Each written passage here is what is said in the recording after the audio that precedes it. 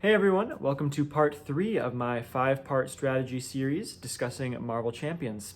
In part 1, I talked about evaluating cards. In part 2, I discussed evaluating heroes. So today in part 3, we'll take it another step and talk about deck building and deck evaluation. If you haven't watched parts 1 and 2, I'd recommend starting there, of course, just to see where I'm coming from on some of these more fundamental aspects of the game that I won't necessarily reintroduce. Card evaluation and hero evaluation, these are relatively finite topics compared to the unlimited possibilities of deck building, but I think I've found some topics that will be instructive to discuss. There's going to be essentially 2 halves to this video. In the first half, I'm going to describe my deck building procedure and some things to keep in mind as you build a deck with the goal of having as high a win rate as possible. In the second half, I'm going to talk about refining a deck over time, because it can be hard to predict exactly how your games are going to play out when you first put your deck together, but if you can successfully adapt as you learn how your deck plays, you can give yourself an even higher win rate. Lastly, I want to mention that I'll generally be speaking as if we're building a solo deck, but basically everything I say will still apply to multiplayer deck building. If you replace just like building a deck whenever I say that with building a team of decks, intended to be played together, a lot of these same principles will apply. So let's start talking about deck building with how you make your first draft. I'll explain each of the steps I have in detail here, but just as an overview, my process involves defining your parameters, adding what I call super staples, establishing the core cards of your strategies, adding additional synergies to the core, and lastly filling out with staples. There's nothing objectively correct about this strategy, but just in a game with so many cards and deck building options, I think it helps to have a protocol to follow where you bite off smaller pieces at a time, which can alleviate some analysis paralysis. So the first step of my process is to define those parameters of your deck. So as I mentioned before in this series, I'm trying to thread the needle between giving objective advice to help you build the best decks possible, while making this advice applicable to a broad range of decks, right? If your goal is truly to build just the best deck possible, you would build a single deck and essentially never play anything else. But I imagine very few of you want to play this way. We want to make different heroes work in different aspects and with different archetypes. So if I'm not just trying to build the single best deck with no restrictions, I want to ask, what is the window within which I want to optimize? For example, your goal might be, I want to build the best Wolverine deck possible, or I want to build the best Wolverine aggression deck possible, or even more specific, the best Wolverine aggression deck maximizing plan of attack and test the defense. Sometimes it might not even start with a hero. You might say, I want to build the best Mutant Mayhem deck, for example, and maybe that leads us to a certain hero because they have a signature ally that works well with it, for example. You're essentially giving yourself permission to build within certain confines that necessarily cap your deck's ceiling, but give you something specific to optimize towards. And if this ends up being too restrictive to meet your goals, you can always expand it back out again. Say you're trying to beat Ultron with She-Hulk in protection. You might lose a bunch and say, okay, how about I just try to win with She-Hulk and just pick whatever aspect I think is going to be best. I would also determine in the same step the goal of your deck in terms of player count and what you're going to play against. Is this a solo deck? Is it a deck you're trying to bring to a multiplayer pickup game or part of a specific multiplayer lineup? Are you building this deck for a specific campaign or scenario, or is it a generalist? Building for solo versus multiplayer, right? This could warrant its own video on its own. But as a general rule, a solo deck has to be more well-rounded than a multiplayer deck, which can maximize its efficiency in one area and hope another deck at the table can fill in other areas. If we're building towards a specific scenario or campaign as well, we might include certain cards that we wouldn't include in a generic deck, for example, as well. So this is just something that helps to determine early in your deck building process. Now we move into the steps that are actually picking cards to put in our deck, which starts with what I call super staples. So if staples are what we call just generically good cards that can go in pretty much any deck, super staples are the cards that are on a different tier of power level. These are cards that are just so strong regardless of archetype that I want to default to having them in my deck rather than not. So obviously our deck is not set in stone until we shuffle up for a game, so we can always go back and cut these cards if we need to make room or if they don't make sense in the final build for whatever reason. But I like to put them in first to not forget about them. And the list is pretty short, to be fair. I can fit it all in one slide. In basic, my super staples are Energy, Genius, Strength, Nick Fury, Mockingbird, and Professor X. So those last two, Professor X and Mockingbird, are just a hair below the others because I might cut them if I'm planning to face a villain that's steady or stalwart.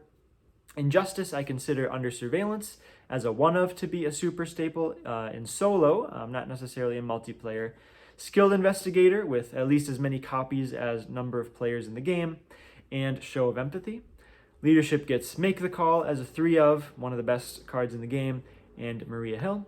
For protection, I consider Night Nurse a super staple, although that's another one that could be cut if planning for a specific matchup that doesn't stun or confuse you too much. And at least one copy of Ready for a Fight. In Aggression, I have no super staples. Sorry, Aggression, still the weakest of the aspects in my opinion. All right, for what it's worth, it's totally valid to say, hey, I'm tired of playing Nick Fury in every single deck I play, so I'm going to leave him out of this particular deck. I completely understand that sentiment, and it's a legitimate reason not to include a certain super staple in your deck. You can obviously play however you want, but I would argue that that generally does make your deck weaker. A subcategory of super staples are trait, hero, or scenario-specific staples. These would be something like Moon Girl and Ingenuity for a genius-traded hero, or Psychic Kicker for a psionic-traded hero playing leadership. I actually made a spreadsheet for my last strategy video, which I've also should have linked in the description here for this video, which is a comprehensive list of traits and cards which benefit those traits in the game.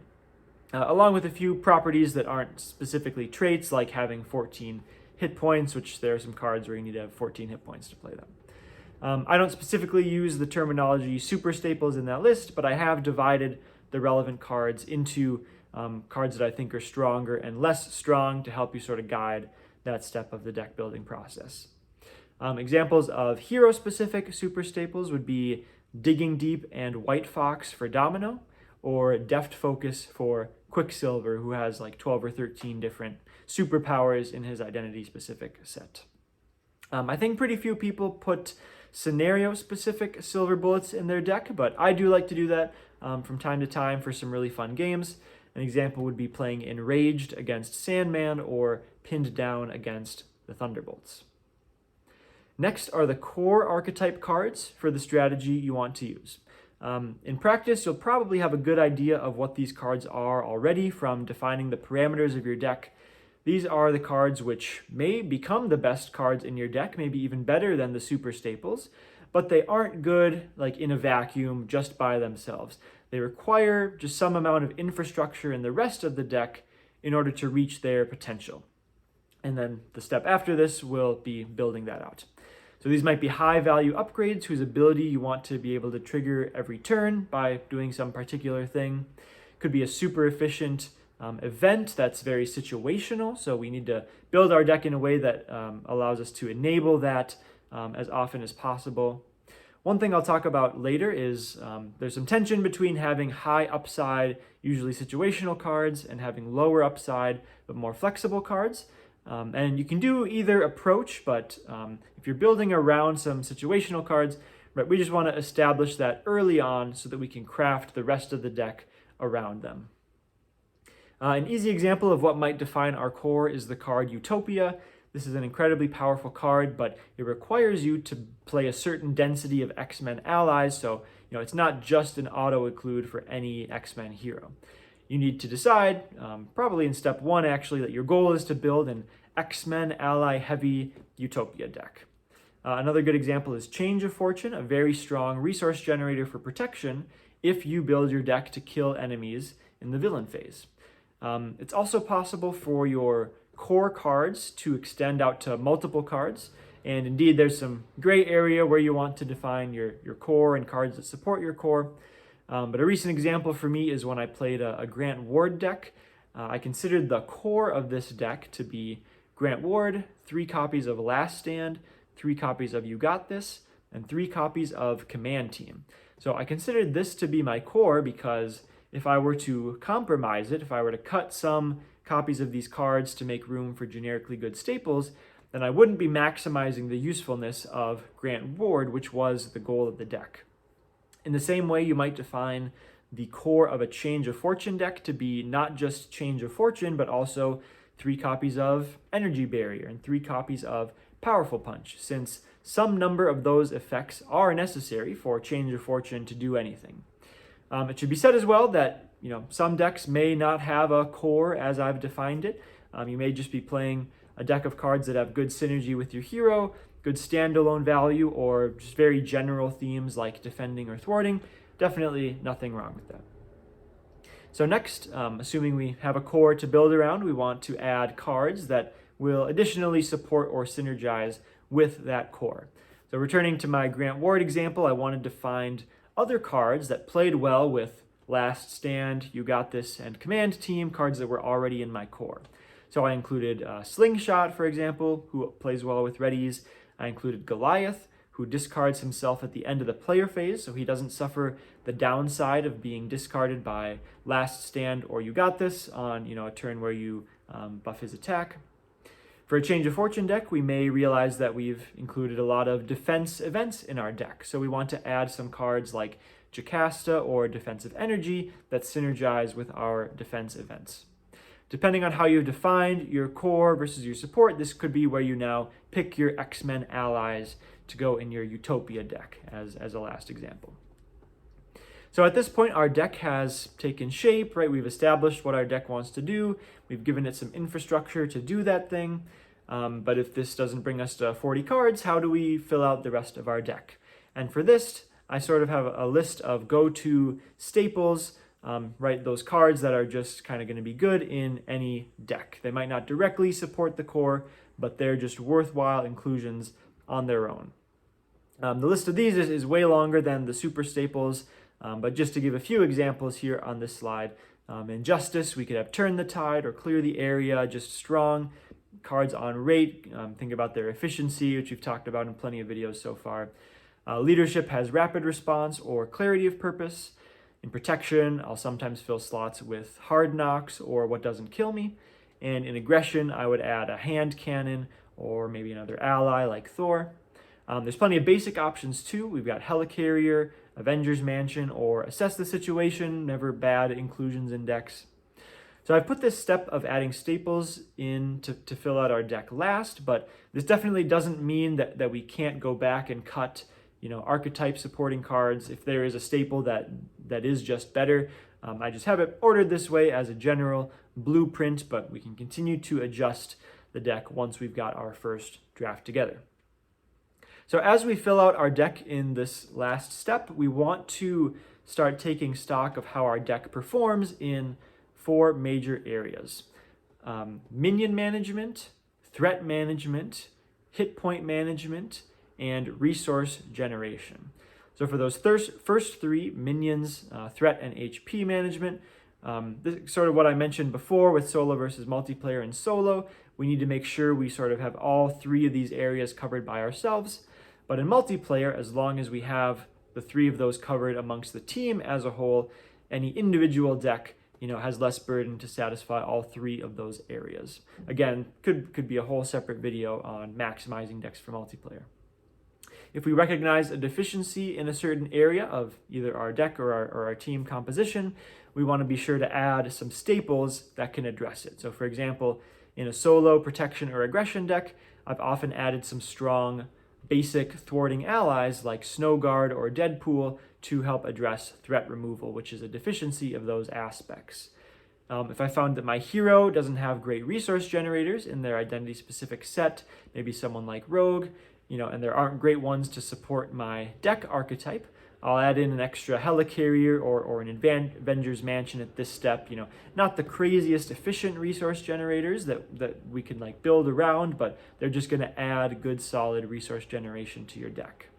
When in doubt, always can throw in a few more allies as well, since they're incredibly strong. And throughout this step, just always be careful if you need to cut too deeply into your core strategy to make room for the staples you need.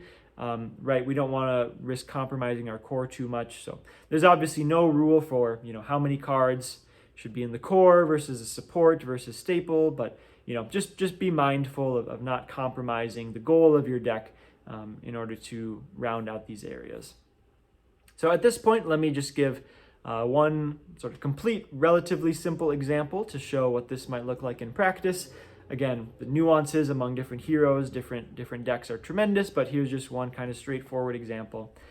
This is for a deck I've actually posted a deck guide for on my channel already, along with some gameplay videos. I did this a few months back, and I called this deck the Lightning Legion, for what it's worth. Every deck needs a cool name, actually. That should have been step 0 in my list. All right, so the parameters I defined for this deck was a Storm Leadership deck, maximizing To Me My X-Men without Make the Call.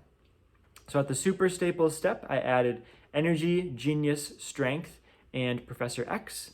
So here's a good example where I actually did not include the Super Staples Nick Fury and Mockingbird because I already knew that I wouldn't want any allies without the X-Men trait because of the way I defined my deck. I also did not include Make the Call because I specifically defined this deck as one that wouldn't use it. So that is a card I'm somewhat sick of including in every leadership deck, so I was looking for some kind of way to justify not putting that in the deck. And then I didn't include Maria Hill either for the same reason as Nick Fury and Mockingbird, not sharing the X-Men trait.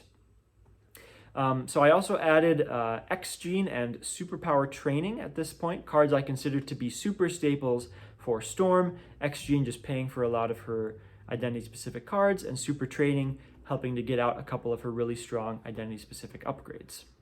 Next, I added the core of the deck, which I wanted to be 3 copies of To Me My X-Men, and I knew I wanted 11 more X-Men allies, which would give me a total of 12, and I sort of liked the math around how likely I would be to hit at least one option whenever I play To Me My X-Men. So there wasn't really a special process to picking these 12, right? Just the best 12. So like Beast, Phoenix, M, as some examples. In the support step, it was a no-brainer to add Uncanny X-Men and Utopia, 2 incredible cards just for decks playing a lot of X-Men allies. I could have easily started the deck as saying they would be part of my core. Again, doesn't really matter how we define it, but I just like having a process to step through. So after adding Uncanny X-Men and Utopia, I wanted to include build support as well, just an additional way to find these incredibly powerful supports. At this point, I only had 2 spots left in the deck. I added the player side scheme New Recruits to give an extra powerful X-Men ally, and 1 copy of Band Together, which is a card I always like to slip in if I can when I have a deck that's playing Beast, since I would often have 2 or 3 allies in play, and that's a good one to search up with Beast. This brought me up to 40 cards, so I didn't actually have to add any staples. Of course, it's always diligent to consider them at least, so I thought about Command Team, I thought about Rapid Response. These are both cards that just synergize well with allies, but ultimately decided not to cut any of my cards I had already included for them. So reviewing my categories of game management like minions and thwarting, I felt pretty comfortable in all areas. Storm is already an exceptional hero at either attacking or thwarting, and with so many allies in this deck, I felt pretty comfortable at defending. Storm has a couple extra tricks like Flash Freeze and Aurora's Garden to assist the hit point management in face of an overkill villain, for example. All right, next, just one quick topic to mention for this first draft of your deck, which is a little bit about allies. So if you've ever sought strategy advice in this game, you've probably been told to play more allies. I've talked about them quite a bit in my previous videos. Other content creators have talked about them. So I won't dive extremely deep, but the short of it is, allies just blow every other card type out of the water in terms of efficiency and their flexibility. So as a good just general heuristic as we're putting together our first draft, I would play, as many allies as you think you can without running into the ally limit, which then, introduces some inefficiencies when you have to sacrifice allies to play other allies. So I know this can be kind of unsatisfying because the best allies are often just generically good stat sticks that they might not really synergize with like what our deck is trying to do. But it is kind of just the reality of trying to win high difficulty games. Another area where we can just say, oh, I just want to play a few fewer allies because I'm just tired of all my games being dominated by allies. I would say, especially in heroic or games with like a Thunderbolt minion, these are situations that have the potential for lots of extra attacks, and just defending attacks is so efficient. I mean, that's part of the reason why allies are so good. So those are some cases where I would look to even play a few more extra allies.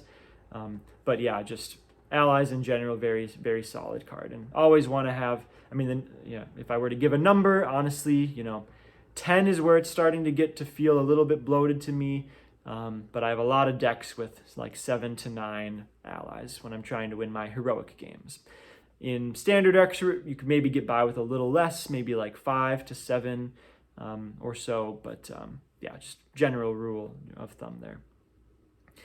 All right, so now I'm going to transition into the second part of this video, where I'll discuss how to adapt your deck as you run it through games. So realistically, you're never going to make the perfect deck right away or even play it perfectly, so it helps to know how to evaluate your deck as you play so you know where it needs to improve.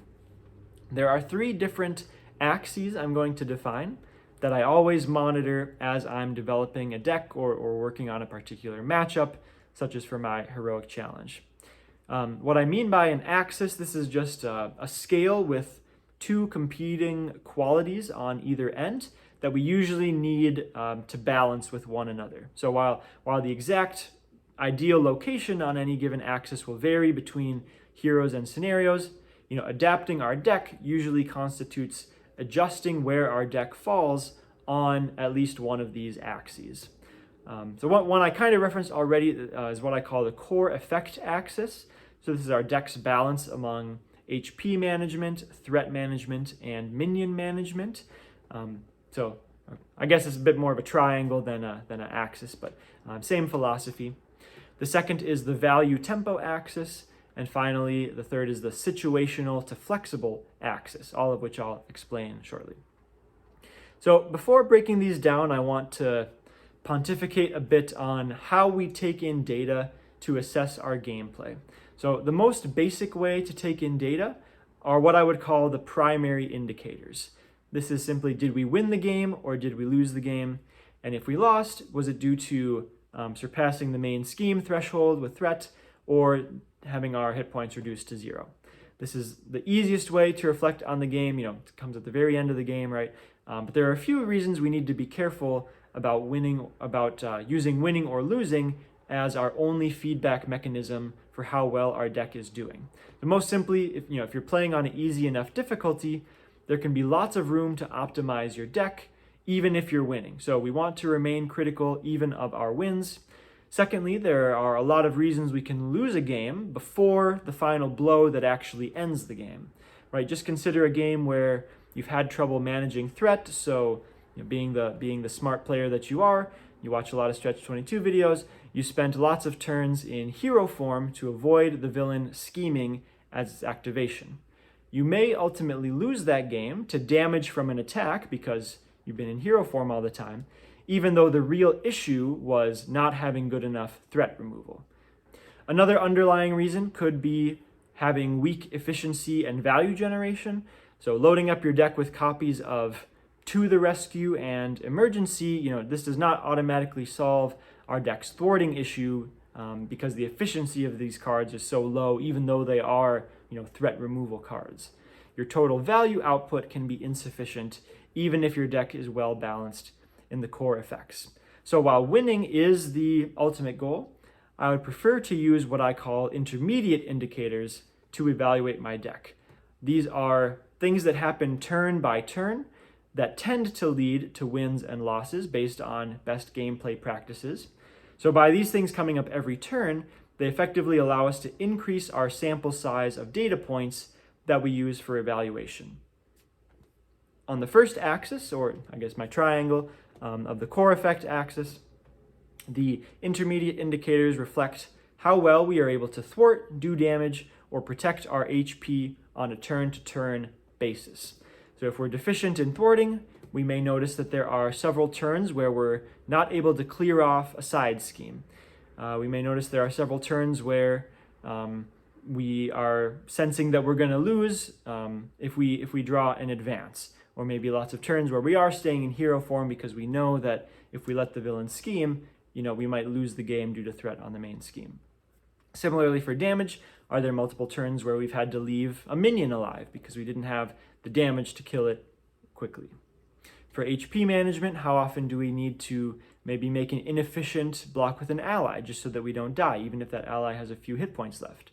How often do we use our basic defense to survive rather than being able to take a hit and use our basic recover, since that usually gives more HP, it's more efficient, but if we're having to basic defend just to save ourselves, that is an indicator that we might be a bit deficient in the defense. An important thing just to keep in mind is that one single turn never defines whether our deck is good or not good at doing a particular thing. But if over the course of many turns and many games, we experience something over and over again, now we can start to draw some conclusions about how the deck is built. So adjusting based on the core effect axis is pretty straightforward, right? If we're weak on thwarting, we want to add in some more thwarting cards. Keeping in mind that efficiency matters as well, not just that the card says thwart on it. Similarly for damage, we can add more damage-based events or high attack allies. Or for health, we can add some cheaper allies that can block right away, effects that give characters tough, or just straight up healing cards like crew quarters or downtime. The second axis I've defined is the tempo to value axis. So I talked quite a bit about this in a previous strategy video in this series.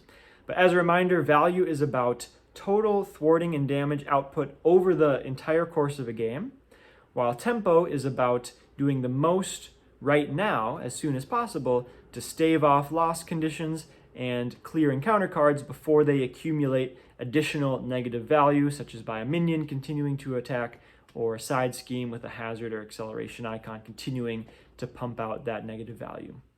We need both value and tempo during the game. Our tempo helps us stay alive, and our value helps us eventually transition to where we have excess resources above what we need to survive so that we can turn that towards damaging the villain and winning the game. A deck that's too tempo-oriented may be able to tread water most turns, but could eventually find itself unable to overcome these worst-case scenario turns that tend to ramp up as the game goes on, or we're eventually going to run into a Shadow of the Past or an Underfire, or get too many acceleration tokens on the main scheme.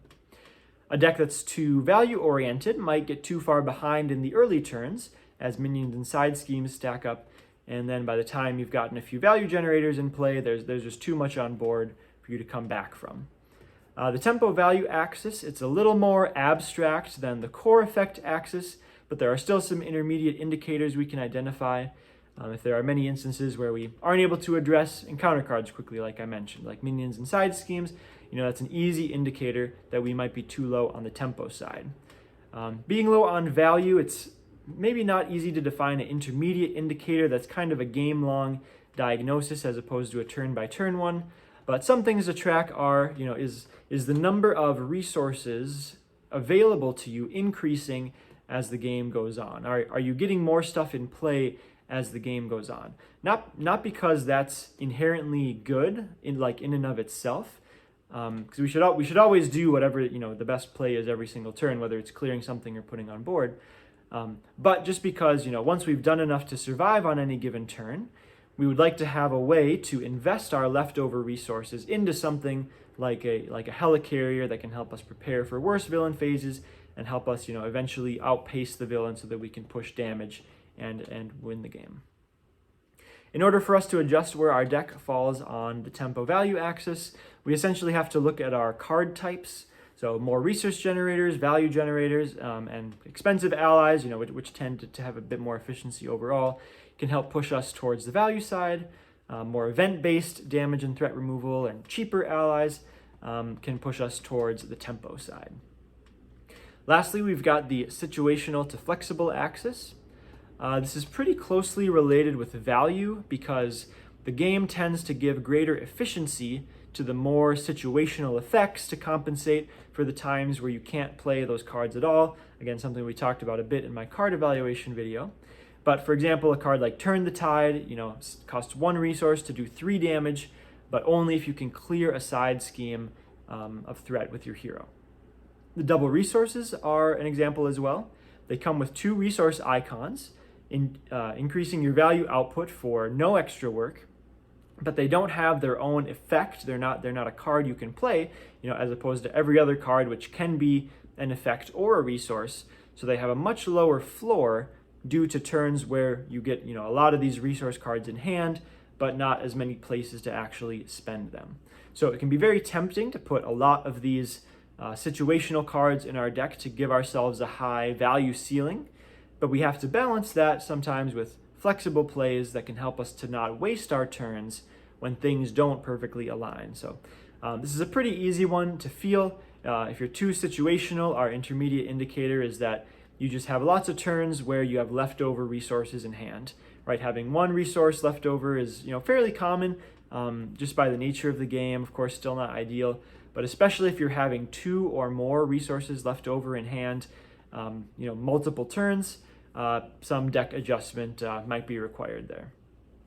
On the other end, I wouldn't really say that a deck can be too flexible, but it would more so be that your deck has just a too low value output overall, perhaps for the scenario you're trying to beat, if you're not built around some high ceiling efficiency cards, like a deck of Haymakers and To the Rescues might look pretty flexible, but just might not have the efficiency to compete against some of the high output difficult scenarios.